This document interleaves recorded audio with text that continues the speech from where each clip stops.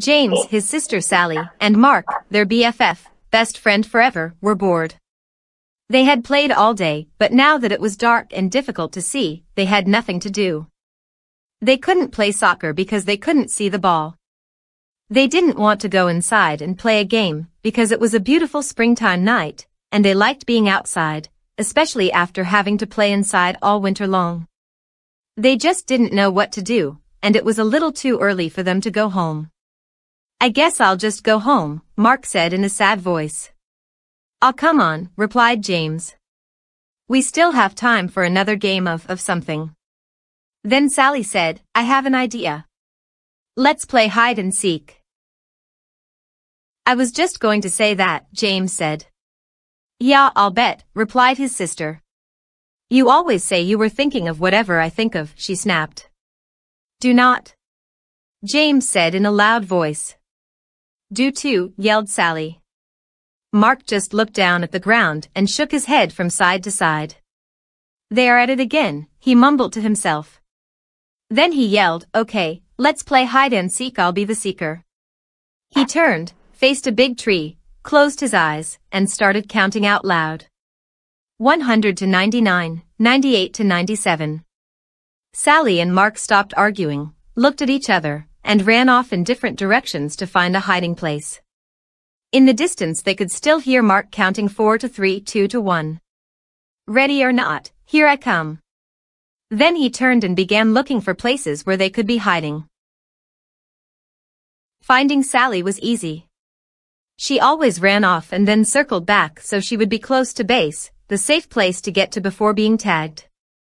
Mark looked for the biggest tree and ran towards it. But she wasn't there. "I'll bet she's behind that big bush," he said to himself. So he ran to it and was ready to tag her, but she wasn't there either. As he turned around, he saw James running towards base and darted after him. Just before he touched James' shoulder, James tagged the base and yelled out, "Safe." "Did you get Sally yet?" James asked. "No," said Mark. "I haven't been able to find her, and it's getting late, and we need to be heading home." So both boys yelled out, "Come on out, Sally, it's late." But there was no reply. Not even a little snicker from somewhere in the darkness. They yelled again. "Come on out, Sally, it's late." Still there was no reply from Sally. They began to worry and started searching for her. As they walked around the area they called out, "Sally, come on, we give up, you're safe." But no matter where they looked, or how much they called out, Sally didn't answer. It was as if she disappeared. Sally was wondering what had happened.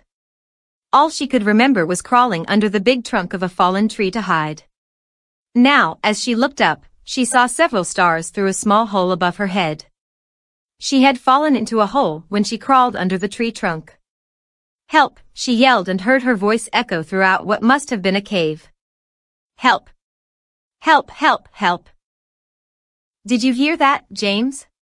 Mark said excitedly. "Sally just yelled for help."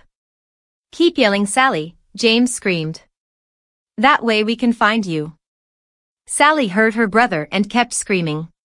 After a short while the boys were standing next to the big tree trunk. "Hey! Are you stuck under this tree?" asked James. "Kind of," Sally yelled. "When I crawled under it to hide, I fell into a cave. Please help me, I'm scared. It's dark and I can't get out." Mark said, "James, you stay with Sally, and I will go get my dad." Then he dashed off into the darkness. "Don't be scared," James said. "I am right here with you." "No, you're not," Sally sobbed. "You're up there and I'm down here." As Sally turned in the darkness of the cave, she bumped into something, screamed, and began to cry. "What's wrong?" James yelled. "There's something down here with me," Sally replied in a shaky voice. Just then, Mark and his dad came running through the woods. Mark's father knelt down and asked Sally if she was okay. He could hear her crying and sobbing. "Sally, are you hurt?" he asked. "No," she said. "But I'm scared and there is something down here with me." Stand back, Sally. I am lowering a rope and will be down with you in a second. Mark's dad tied the rope to the tree, found the hole under the tree trunk, wiggled a bit, and lowered himself into the cave. Sally could see him coming down the rope and stopped crying. Not only was he there, but the cave became brighter from the beam of his flashlight as it danced across the cave's floor and walls. As he reached the floor of the cave, he shone the light on Sally and gave her a big hug. "Don't be frightened," he said. "I'll have you out of here in no time." Then he shone the light around and saw that she had fallen into a small cave. And very close to her, in the middle of the cave, was something wrapped in layers of old blankets. "Mark, James, there's something down here. I am going to tie it to the rope and I want you to pull it out." "Okay," they replied. The boys pulled out the object, untied it, and let the loose end of the rope fall back into the cave.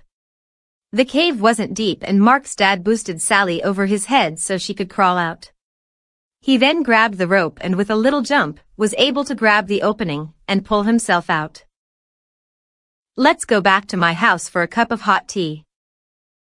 I'll call your parents so they aren't worried. And we'll see what treasure Sally found," he said. When they got to Mark's house, they sipped their tea and began unwrapping the treasure. They carefully peeled off layers of old blankets and cloth to reveal a wooden box. They slowly opened it and stared in amazement. "Oh my," Sally said in disbelief. "I don't believe what I am seeing." The boys and Mark's father just stared. Inside the box were jewels of every color you could imagine. There were diamonds, rubies, sapphires, and emeralds of all shapes and sizes. Intermixed they could see several gold coins and strands of pearls. "We're rich," the boys screamed. "Not quite," interrupted Mark's father. "Someone could have lost this, and I don't think you should plan on spending any of it until we find out a little more. Besides, Sally found it." "I'll share it," Sally said happily. "That's nice, Sally," replied Mark's dad. "But the right thing to do is contact the authorities." The next day, the four of them and Sally's mother drove to the police station, explained what had happened, and gave the treasure to the police to hold while they conducted their investigation. They left the police station sadly, and even the double-dipped ice cream cones Mark's father bought for them didn't make them smile. They drove back in silence. Several weeks passed with no word from the police. Then, one evening, Mark's father called James, Sally, and their parents. "The police just called and I think you should come over right now," he said. "I'm afraid there is some bad news about the treasure. The police are on their way and will explain everything when you get here." Sally and James didn't say much during the ride to Mark's house. Sally thought that since it was bad news, the treasure belonged to someone else, even though they probably lost it. "Whatever happened to finders keepers?" she mumbled. "What did you say, Sally?" her mother asked. "Oh, nothing," Sally replied. Then she let out a long, sad sigh that echoed through the car. When they arrived at Mark's house, the police were there with the treasure box. As Sally entered, the captain introduced himself and said, "Sally, this is yours. Your parents need to sign some papers, but the box and its contents are yours." Sally, Mark, and James shrieked with joy and danced around the room. Then Sally said, "What is the bad news?" The captain smiled and said, "The treasure is worth more money than you can imagine, and with your newfound wealth comes great responsibility." Sally didn't quite understand what the captain was talking about, and right now it really didn't matter. Mark asked, "Are you going to share?" "Of course," Sally said. "If you and James didn't help me, I might still be there." Several days later, Sally asked everyone over to her house. "I have decided what to do with the money from the treasure after it is sold," she said. "I am giving 1/6 to our mom and dad, 1/6 to Mark's mom and dad, 1/6 to Mark, January 6th to James, and 1/6 for me." "There is an extra 1/6, Mark proudly stated. He loved math and was right on top of Sally's calculations. "No, there's not," Sally said. Is too, James said. Is not, Sally said in an angered voice. Just as Mark was going to say, they are at it again, Sally said, this is why there isn't an extra 1/6. I am giving it to the local charity, so it can be given to those less fortunate and in need.